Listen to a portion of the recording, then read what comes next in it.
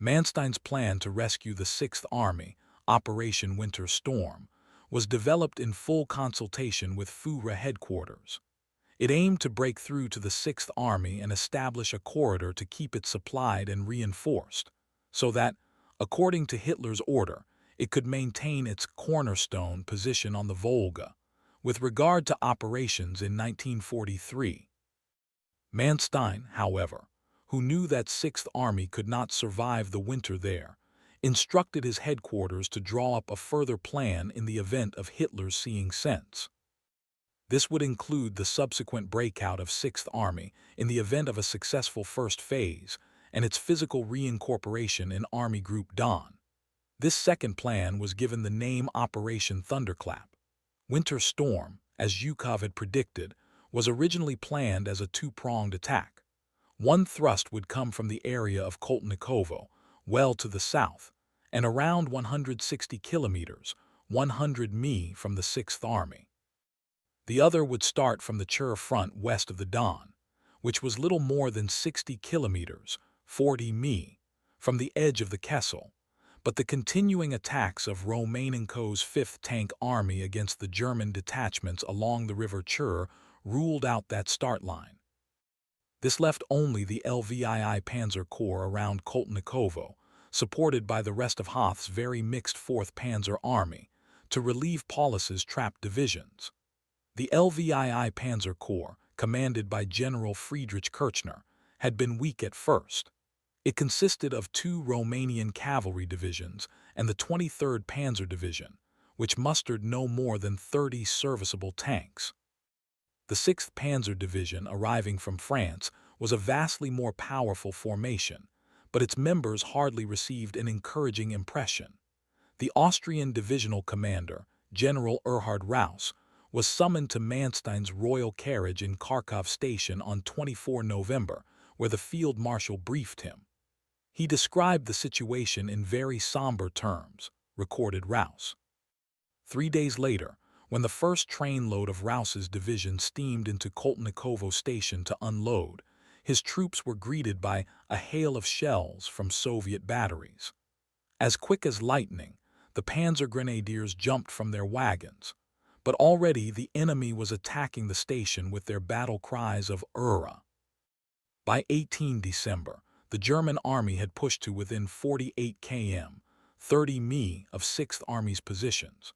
However, the predictable nature of the relief operation brought significant risk for all German forces in the area. The starving encircled forces at Stalingrad made no attempt to break out or link up with Manstein's advance. Some German officers requested that Paulus defy Hitler's orders to stand fast and instead attempt to break out of the Stalingrad pocket. Paulus refused, concerned about the Red Army attacks on the flank of Army Group Don and Army Group B in their advance on Rostov-on-Don. An early abandonment of Stalingrad would result in the destruction of Army Group A in the Caucasus, and the fact that his 6th Army tanks only had fuel for a 30 km advance towards Hoth's spearhead, a futile effort if they did not receive assurance of resupply by air. Of his questions to Army Group Don, Paulus was told, "Wait, implement Operation Thunderclap only on explicit orders." Operation Thunderclap being the code word initiating the breakout. 168. Operation Little Saturn. Main article, Operation Little Saturn. Soviet gains during Operation Little Saturn. On 16 December, the Soviets launched Operation Little Saturn, which attempted to punch through the Axis army, mainly Italians, on the Don. The Germans set up a mobile defense of small units that were to hold towns until supporting armor arrived. From the Soviet bridgehead at Mammon, 15 divisions, supported by at least 100 tanks, attacked the Italian Caseria and Ravenna divisions, and although outnumbered 9-1, the Italians initially fought well, with the Germans praising the quality of the Italian defenders, 169. But on 19 December, with the Italian lines disintegrating, ARMIR headquarters ordered the battered divisions to withdraw to new lines, 170. The fighting forced a total revaluation of the German situation. Sensing that this was the last chance for a breakout, Manstein pleaded with Hitler on 18 December, but Hitler refused.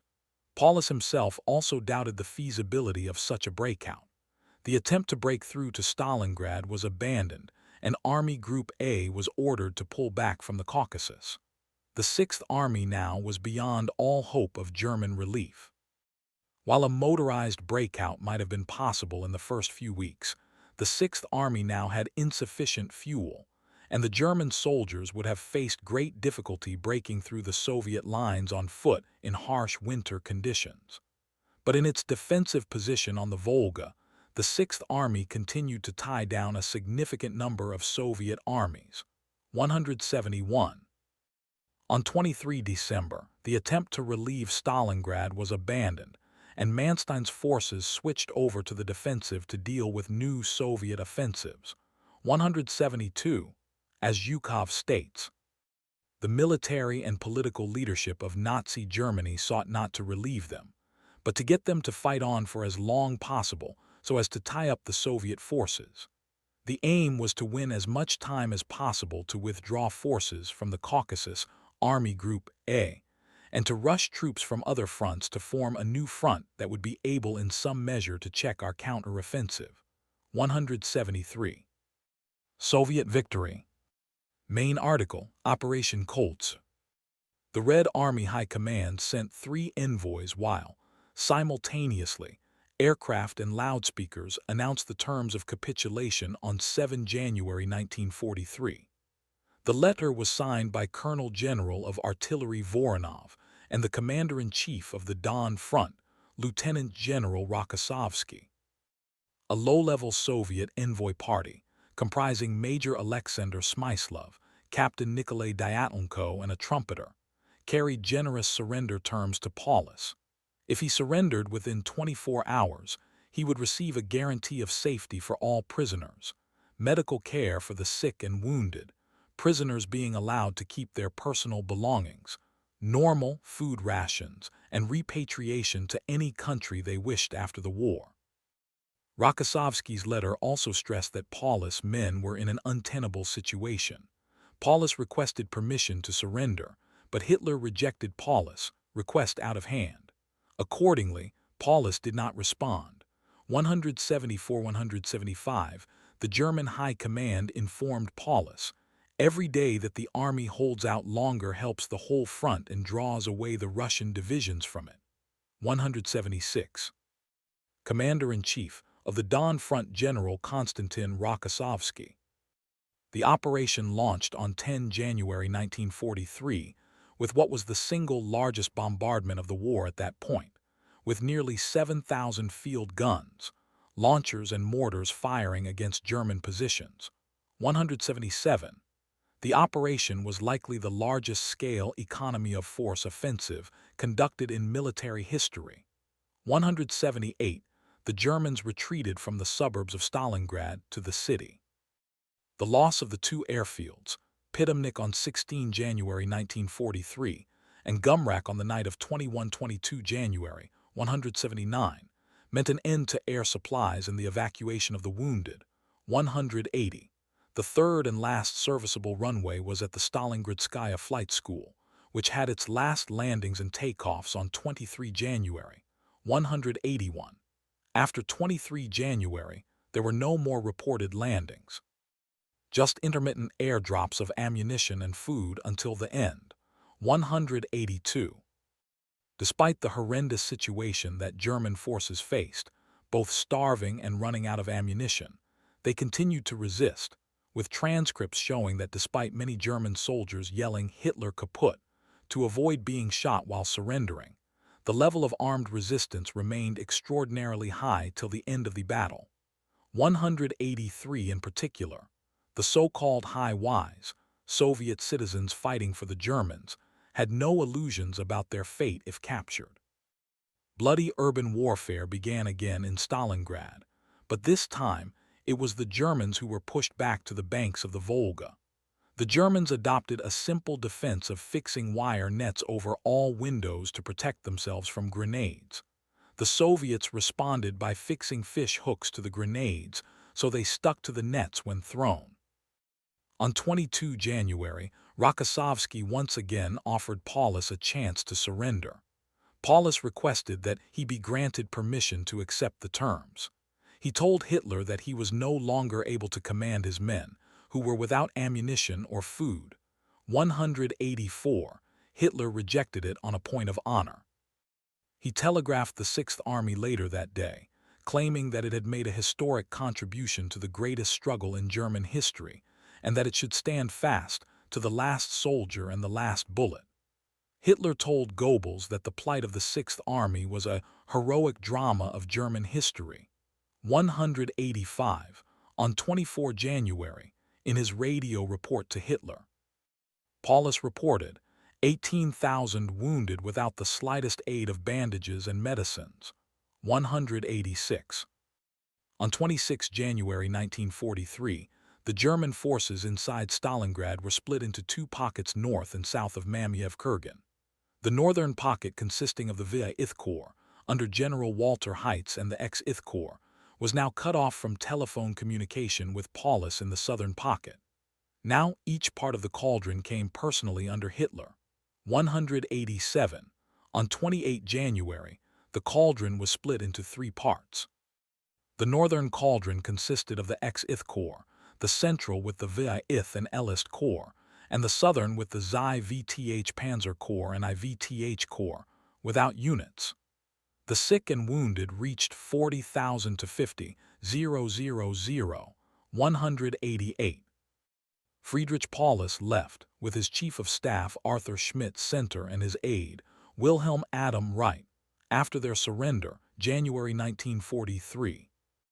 On 30 January 1943, the 10th anniversary of Hitler's coming to power, Goebbels read out a proclamation that included the sentence, "The heroic struggle of our soldiers on the Volga should be a warning for everybody to do the utmost for the struggle for Germany's freedom and the future of our people, and thus, in a wider sense, for the maintenance of our entire continent." 189. The same day, Hermann Göring broadcast from the Air Ministry, comparing the situation of the surrounded German Sixth Army to that of the Spartans at the Battle of Thermopylae. The speech was not well received by soldiers, however. 190. Paulus notified Hitler that his men would likely collapse before the day was out. In response, Hitler then issued a tranche of field promotions to the Sixth Army's officers, with Paulus made a Generalfeldmarschall. In deciding to promote Paulus, Hitler noted that there was no record of a German or Prussian field marshal having ever surrendered. The implication was clear. If Paulus surrendered, he would shame himself and would become the highest-ranking German officer ever to be captured. As a result, Hitler believed that Paulus would either fight to the last man or commit suicide. 191. On the next day, the southern pocket in Stalingrad collapsed. Soviet forces reached the entrance to the German headquarters in the ruined gum department store. 192. Major Anatoly Soldatov described the conditions of the department store basement as such. "It was unbelievably filthy. You couldn't get through the front or back doors. The filth came up to your chest, along with human waste and who knows what else. The stench was unbelievable." 193. When interrogated by the Soviets, Paulus claimed that he had not surrendered. He said that he had been taken by surprise. He denied that he was the commander of the remaining northern pocket in Stalingrad and refused to issue an order in his name for them to surrender. 194. The central pocket, under the command of Heitz, surrendered the same day, while the northern pocket, under the command of General Karl Strecker, held out for 2 more days. 195. 4 Soviet armies were deployed against the northern pocket. At 4 in the morning on 2 February, Strecker was informed that one of his own officers had gone to the Soviets to negotiate surrender terms. Seeing no point in continuing, he sent a radio message saying that his command had done its duty and fought to the last man.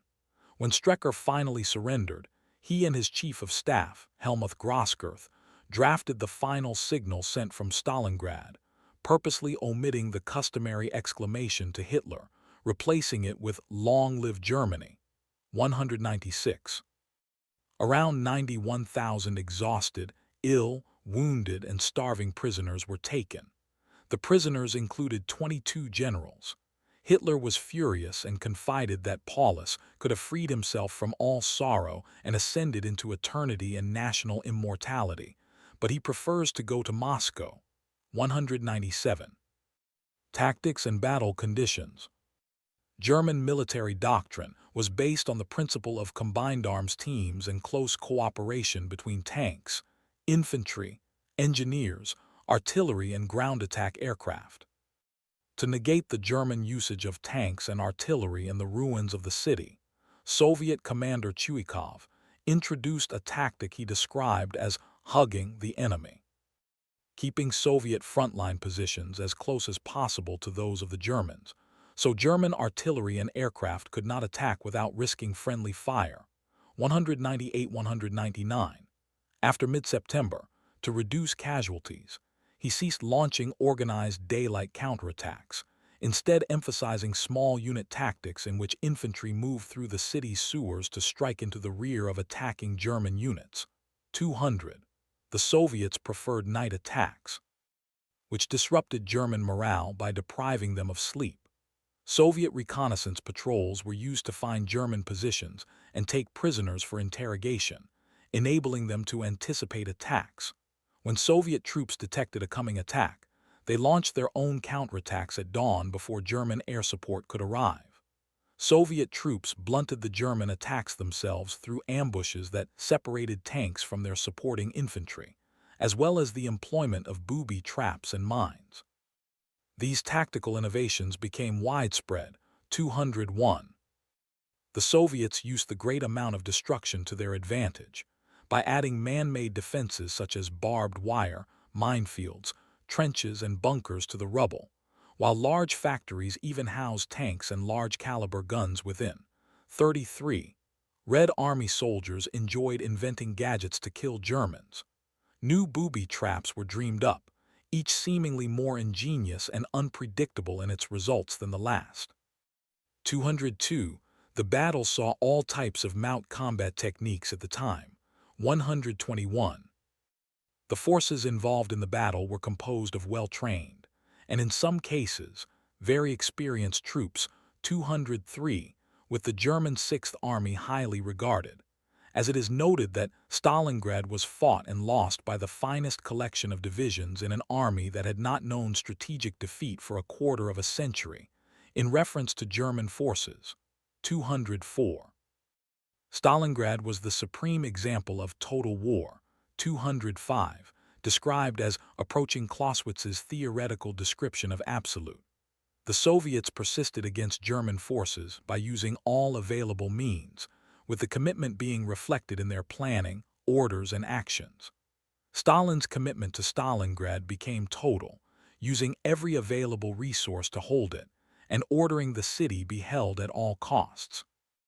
Evidence of commitment was the vast casualties the Soviets were willing to sustain. Collateral damage was not a major concern. The first priority was victory, and all weapons would be used to that end with little regard for collateral damage. 206.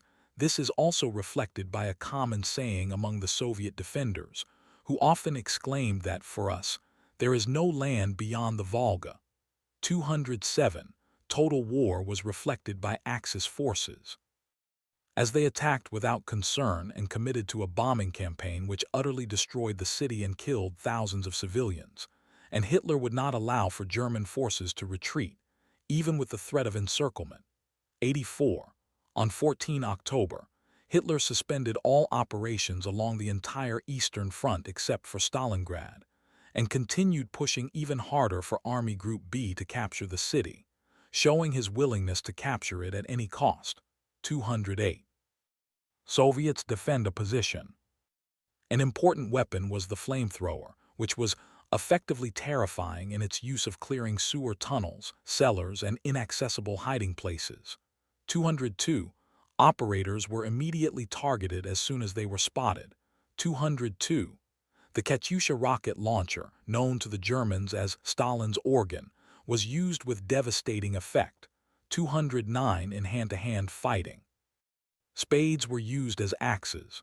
210 equipment used during the battle represented a full spectrum of World War II equipment, encompassing manufactured and field improvised systems. 205. As both sides fielded and used their complete arsenals. 36.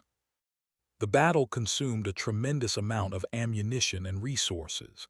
In September fighting alone, the Sixth Army expended 25 million rounds of small arms, 500,000 anti-tank rounds, 752,000 artillery shells, and 178,000 hand grenades, with German forces expending 300 to 500 tons of artillery ammunition each day. 211.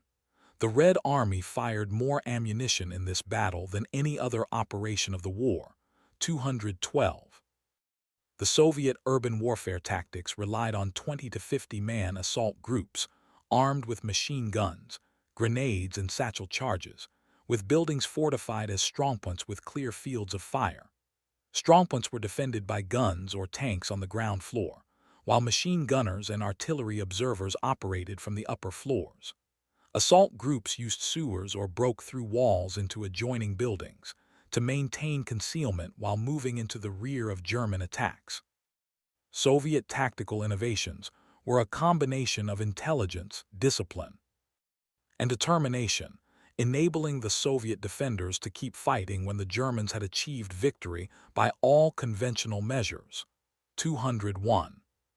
The battle was notable for hand-to-hand combat. 133. The most savage hand-to-hand battle in human memory. 213. Ferocious fighting raged for ruins, streets, factories, houses, basements, and staircases. 133 blocks and buildings would change hands numerous times through intense hand-to-hand fighting. 214. Combat was so close at times that soldiers preferred using melee weapons, such as knives, and grenades being tossed at such short distances they could be thrown back before they exploded. 215. Every building had to be fought for. Single buildings and single blocks became major military objectives. Often both German and Russian troops occupied parts of the same building. 210. Even the sewers saw firefights. The Germans called this unseen urban warfare Rattenkrieg, or Rat War. 216 buildings had to be cleared room by room through the bombed-out debris of residential areas, office blocks, basements, and apartment high-rises. Anthony Beaver describes how this process was particularly brutal. In its way, the fighting in Stalingrad was even more terrifying than the impersonal slaughter at Verdun. It possessed a savage intimacy which appalled their generals, who felt that they were rapidly losing control over events. 217. According to Peter Calvacourcy and Guy Wint, the closest and bloodiest battle of the war was fought among the stumps of buildings burnt or burning.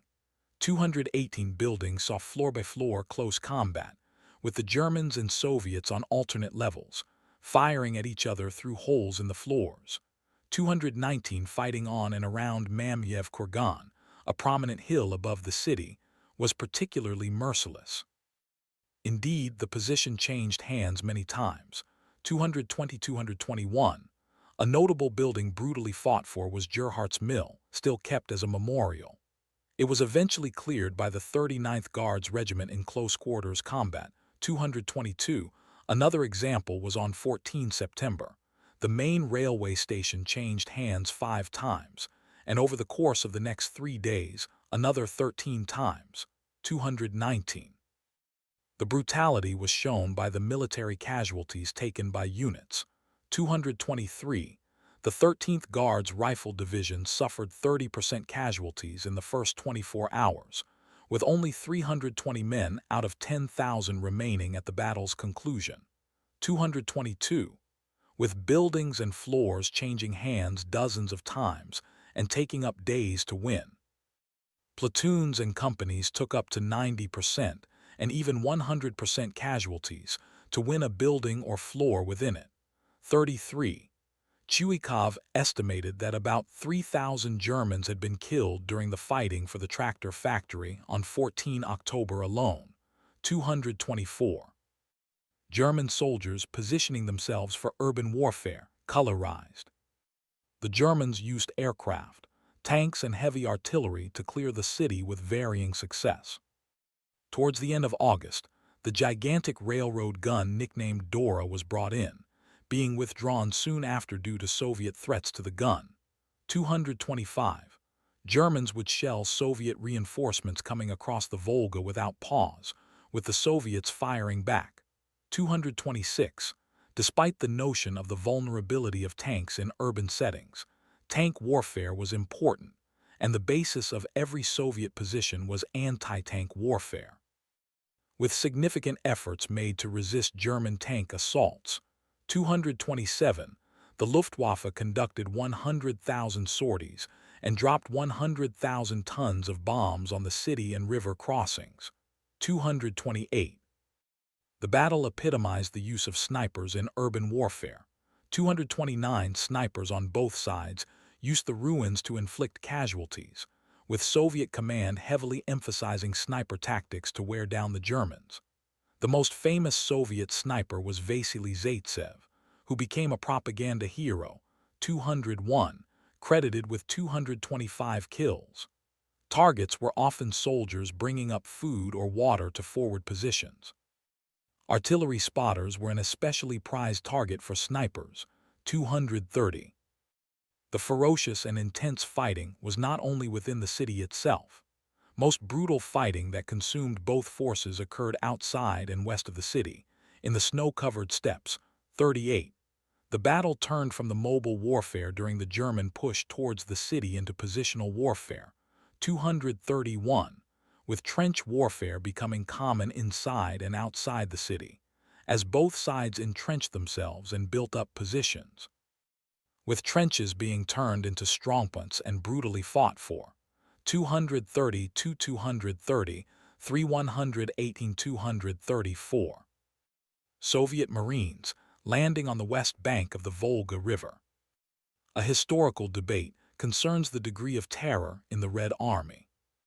Beaver noted the sinister message from the Stalingrad Front's political department on 8 October 1942 that the defeatist mood is almost eliminated and the number of treasonous incidents is getting lower, as an example of the coercion Red Army soldiers experienced under the special detachments renamed SMERSH. 235, on the other hand, Beaver noted the often extraordinary bravery of the Soviet soldiers and argued terror alone cannot explain such self-sacrifice. 236. A Soviet officer interviewed explained the feeling. There was this sense that every soldier and officer in Stalingrad was itching to kill as many Germans as possible. In Stalingrad, people felt a particularly intense hatred for the Germans. 237. German observers were perplexed by the relentlessness of the Soviets, with a 29 October 1942 article in the SS newspaper, Das Schwarze Korps, stating, "The Bolshevists attack until total exhaustion and defend themselves until the physical extermination of the last man and weapon. Sometimes the individual will fight beyond the point considered humanly possible." 238. One example of the heroism seen in Soviet troops was Soviet Marine Mikhail Panikaka, who was covered in flames after his Molotov cocktail was shot while attempting to throw it. However, he continued with another Molotov and destroyed a tank. 239. Richard Overwy addresses the question of how important the Red Army's coercive methods were to the war effort compared with other factors such as hatred for the enemy, stating that, while it is easy to argue that from the summer of 1942, the Soviet Army fought because it was forced to fight, to concentrate solely on coercion is nonetheless to distort our view of the Soviet war effort. 240. After conducting interviews with Soviet veterans on the terror on the Eastern Front, and specifically Order Number 227, not a step back, Catherine Meridale notes, seemingly paradoxically, their response was frequently relief. 240. One infantryman Lev Lvovich's explanation is typical. "It was a necessary and important step. We all knew where we stood after we had heard it, and we all, it's true, felt better. Yes, we felt better. 241. Joe Castillo argues that while the Wehrmacht inflicted the immediate killing, Stalin's leadership and the victory at any cost, a doctrine crystallized in Order Number 227, turned Stalingrad into a deliberate bloodbath by banning retreat, deploying barrier troops, and creating penal battalions. He traces how the pre-war purge of the Red Army's officer corps, the devastation of August 1942, and on-the-ground testimonies, e.g., Vasily Grossman, show soldiers fighting from a mix of coercion, patriotism, and propaganda fueled by the cult of Stalin. The paper concludes that Soviet ideology and Stalin's directives bear substantial responsibility for the battle's catastrophic Soviet losses, even amid ultimate victory. 242. Many women fought on the Soviet side or were under fire. As General Chuikov acknowledged, remembering the defense of Stalingrad, I can't overlook the very important question about the role of women in war in the rear, but also at the front. Equally with men, they bore all the burdens of combat life, and together with us men, they went all the way to Berlin. 243. At the beginning of the battle, there were 75,000 women and girls from the Stalingrad area who had finished military or medical training, and they were to serve in the battle. 244. Women staffed many anti-aircraft batteries that fought the Luftwaffe and German tanks. 245.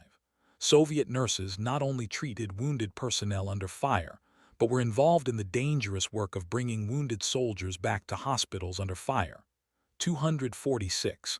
Many Soviet wireless and telephone operators were women who often suffered heavy casualties when their command posts came under fire. 247.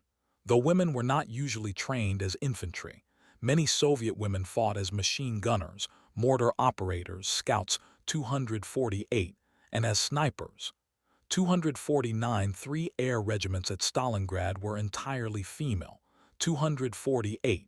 At least 3 women won the Hero of the Soviet Union while driving tanks. 250. For Stalin and Hitler, Stalingrad became a matter of prestige beyond its strategic significance.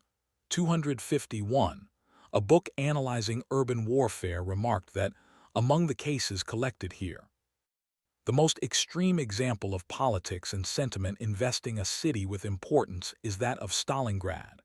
252.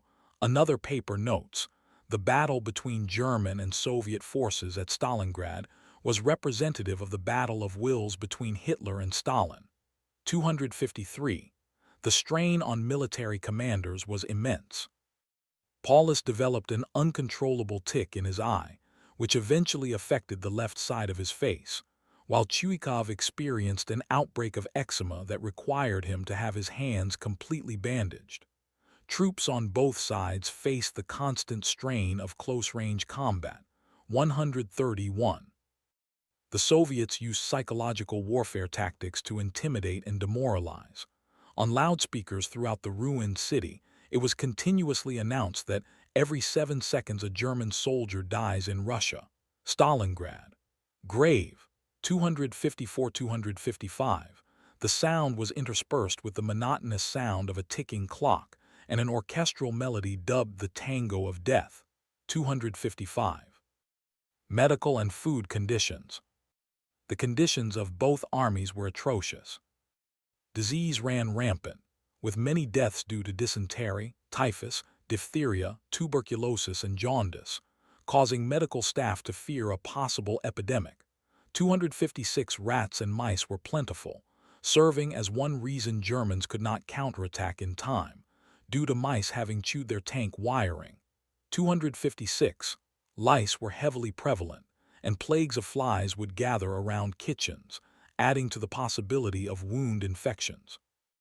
Brutal winter conditions affected soldiers tremendously. 33. With temperatures at times reaching as low as -40 C in the second half of November. 257. And -30 degrees C in late January. 256. The weather conditions were considered to be extreme and the worst possible. 258-33. The weather conditions caused rapid frostbite, with many cases of gangrene and amputation. The conditions saw soldiers dying en masse due to frostbite and hypothermia. 256. Both armies suffered food shortages, with mass starvation on both sides.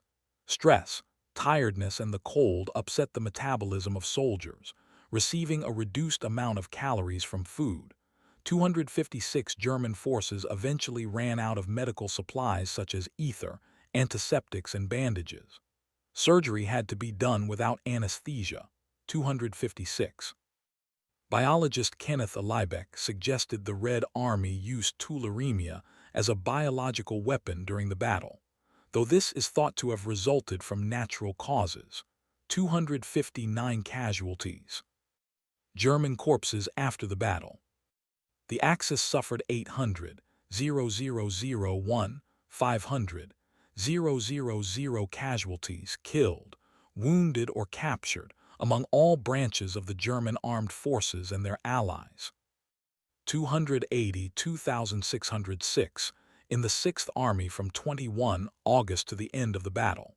17,293 in the 4th Panzer Army from 21 August to 31 January. 55,260 in the Army Group Dawn from 1 December 1942 to the end of the battle.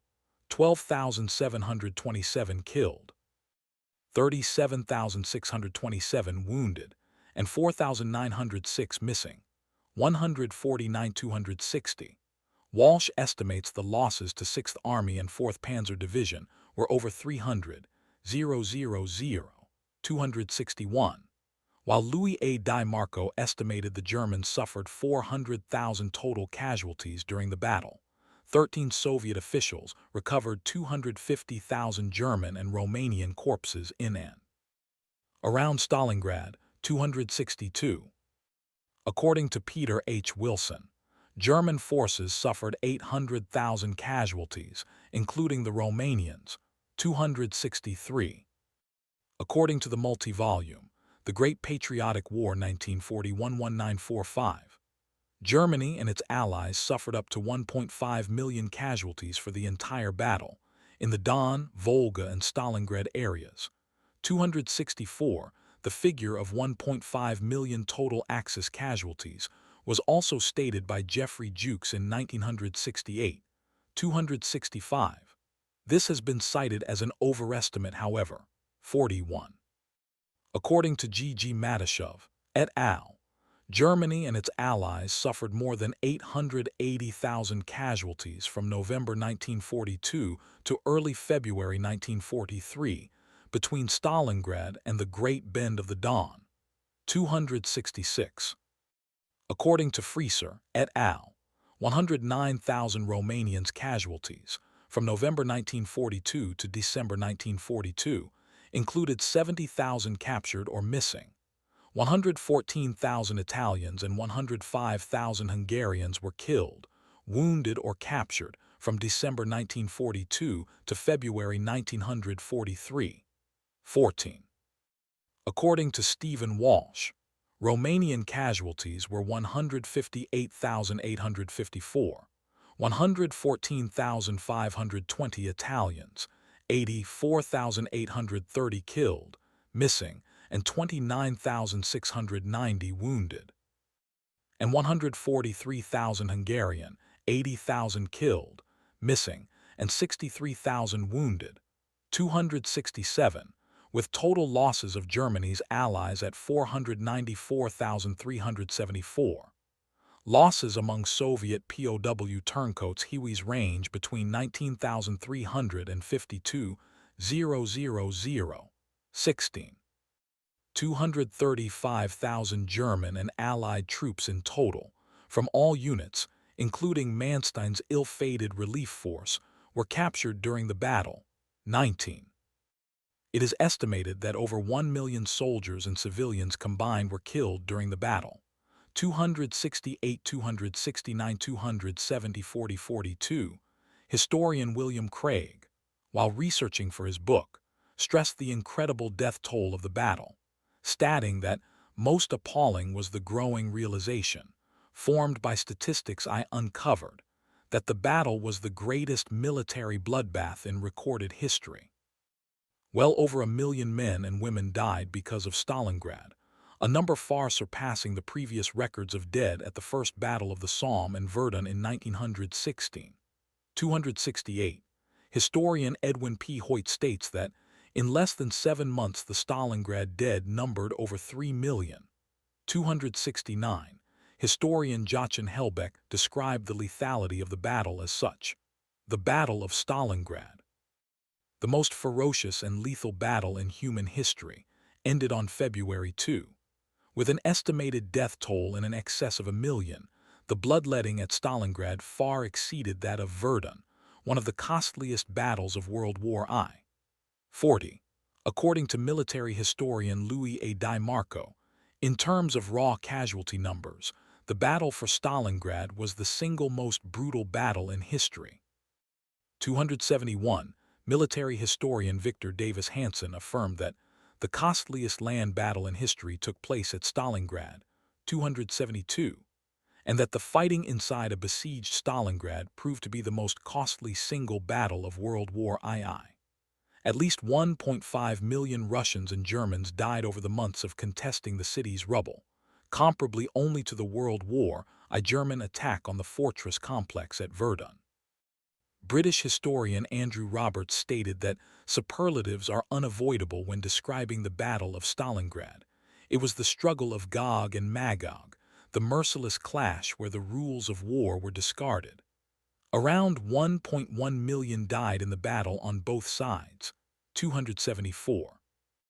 The Germans lost 900 aircraft, including 274 transports and 165 bombers used as transports, 500 tanks and 6,000 artillery pieces. 275. A recent Soviet report states that 5,762 guns, 1,312 mortars, 12,701 heavy machine guns, 156,987 rifles, 80,438 submachine guns, 10,722 trucks, 744 aircraft, 1,666 tanks, 261 other armored vehicles, 571 half-tracks and 10,679 motorcycles were captured by the Soviets. 276. The USSR, according to archival figures, suffered 1,129,619 total casualties, 478,741 personnel killed or missing, termed to be irrevocable, and 650,878 wounded or sick. The USSR lost 4,341 tanks destroyed or damaged, 15,728 artillery pieces, and 2,769 combat aircraft. 277. Though the losses given by Soviet officials have been met with criticism for accuracy of Soviet losses and underreporting. 278, 279, 280. Recent clarifications of data and estimates of losses state that the USSR suffered 1,347,214 total casualties, with 674,990 irrevocable losses, and 672,224 being wounded or sick, 281, 279. With an extension of this data to include NKVD troops and volunteer formations, the total casualties could extend to 1.36 to 1.37 million. 41, however. The data is still questioned as being underestimated, 280 to 283. The British historian Lawrence Rees gives a figure of 1 million Soviet soldiers dead on the Stalingrad front, 284. Russian historian Boris Vadimovich Sokolov cites the memoirs of a former director of the Tsaritsyn Stalingrad Defense Museum, who noted that over 2 million Soviets dead were counted before being ordered to stop, with still many months of work left. Sokolov states it as being closer to the true death toll than official statistics due to severe underreporting. 279. However, many of Russian historians, sociologists, and publicists consider the data on the losses of the Red Army during the Great Patriotic War, given in the publications of Sokolov, to be unreliable. 285. In 2016, he was expelled from the Free Historical Society for inappropriate handling of historical sources and incorrect quoting of other people's works. According to incomplete data from the Volgograd Party Archive, 42,754 people died during the course of the battle. 287, however, research by Russian historian Tatiana Pavlova calculated there to be 710,000 inhabitants in the city on 23 August, and of that amount, 185,232 people had died by the battle's conclusion, and including about 50,000 in the rural areas of Stalingrad, for a total of 235,232 civilians dead. 288, also from her research. Pavlova states that the losses of the civilian population of Stalingrad are 32.3% higher than the losses of the population of Hiroshima from the atomic bombing, and that, in Stalingrad, an absolute world record was set for the mass destruction of the civilian population during World War II. 289. A 2018 study concluded that the demographic losses due to the battle ranged from 2.5 to 3 million, thereby describing it as a real demographic catastrophe. 290. Luftwaffe losses. Luftwaffe losses for Stalingrad, 24 November 1942 to 31 January 1943. Losses aircraft type: 269, Junkers Ju-52. 169, Heinkel He 111. 42, Junkers Ju-86. 9, Focke-Wulf FW 200. 5, Heinkel He 177. 1 Junkers Ju 290. Total, 495, about 20 squadrons, or more than an Air Corps. The losses of transport planes were especially serious, as they destroyed the capacity for supply of the trapped 6th Army. The destruction of 72 aircraft when the airfield at Tatsinskaya Airfield was overrun meant the loss of about 10% of the Luftwaffe transport fleet. 291. Aftermath.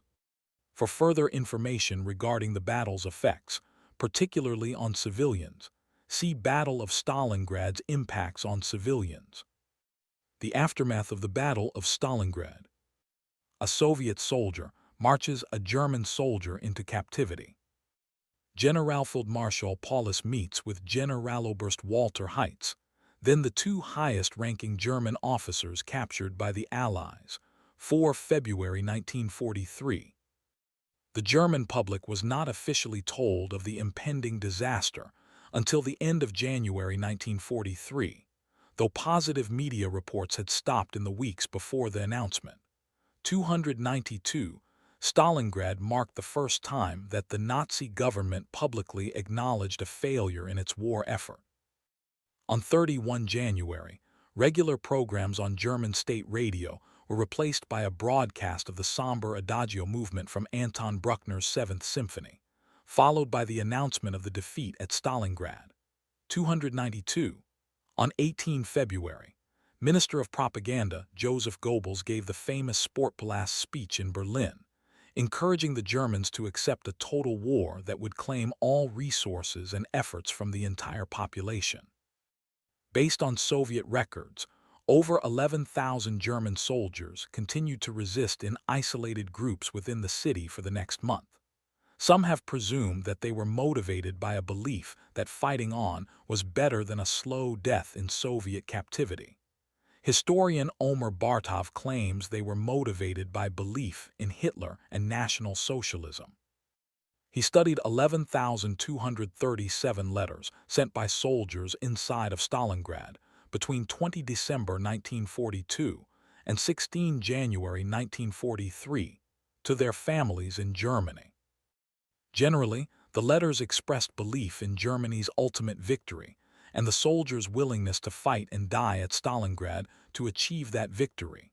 293.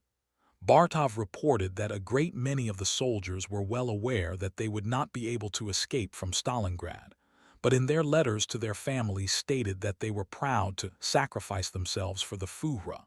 294. A Soviet officer interviewed months after the battle, Nikolai Nikitich Aksionov, described the scale of devastation and conflict at Stalingrad, stating that, "As a historian, I tried to draw comparisons to battles I know from history. Borodino, Verdun during the imperialist war, but none of that was right because the scale of conflict in Stalingrad makes it hard to compare it to anything. It seemed as if Stalingrad was breathing fire for days on end." Some German soldiers expressed in their letters that they were trapped in a second Verdun, while Soviet defenders described the battle as their Red Verdun, in which they would refuse to surrender to the enemy. 40. German Captain Wilhelm Hosenfeld wrote in early October 1942 that, "The fight for Stalingrad now surpasses all our previous struggles.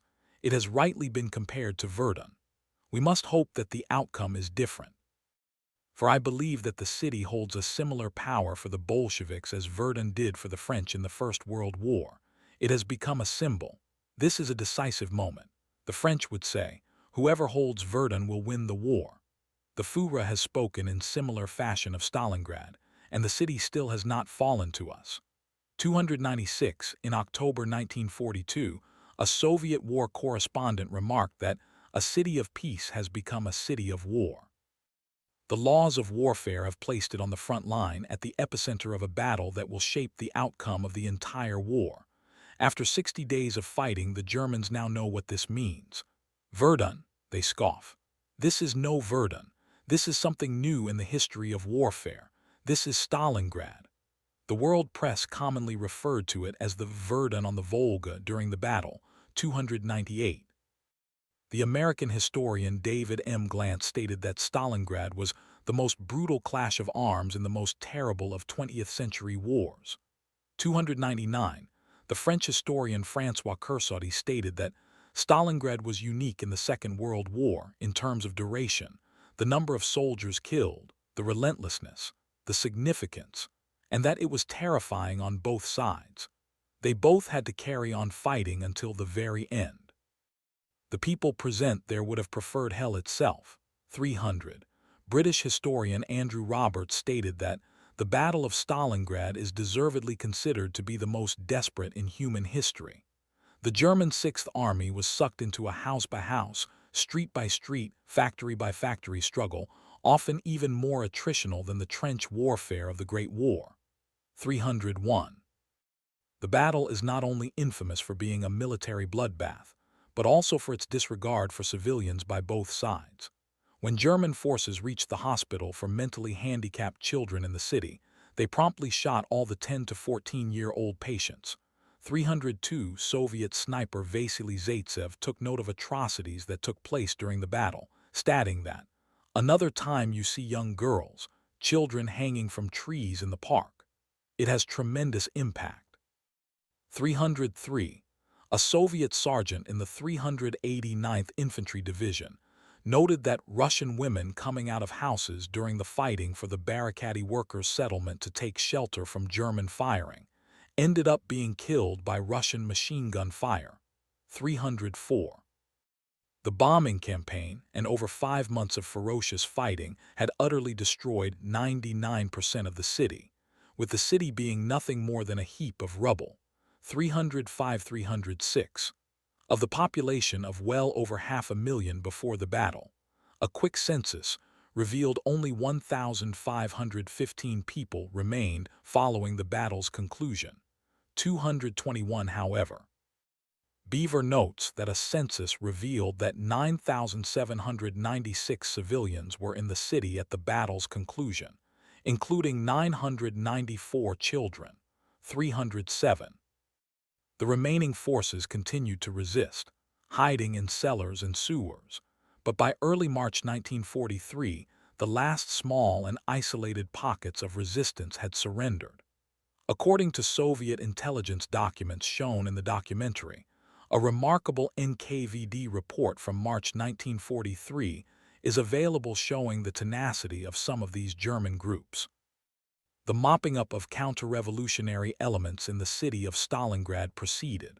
The German soldiers, who had hidden themselves in huts and trenches, offered armed resistance after combat actions had already ended.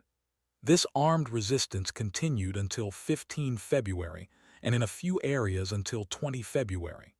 Most of the armed groups were liquidated by March. During this period of armed conflict with the Germans, the brigade's units killed 2,418 soldiers and officers and captured 8,646 soldiers and officers, escorting them to POW camps and handing them over.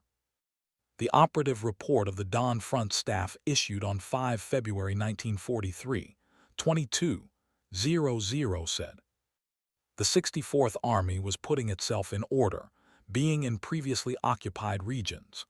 Location of Army's units is as it was previously.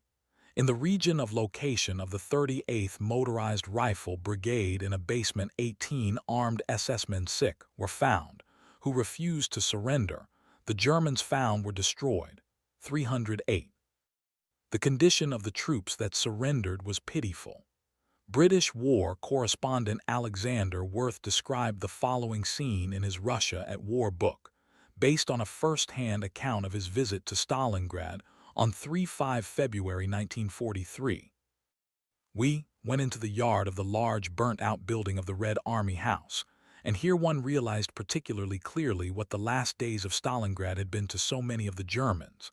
In the porch lay the skeleton of a horse with only a few scraps of meat still clinging to its ribs.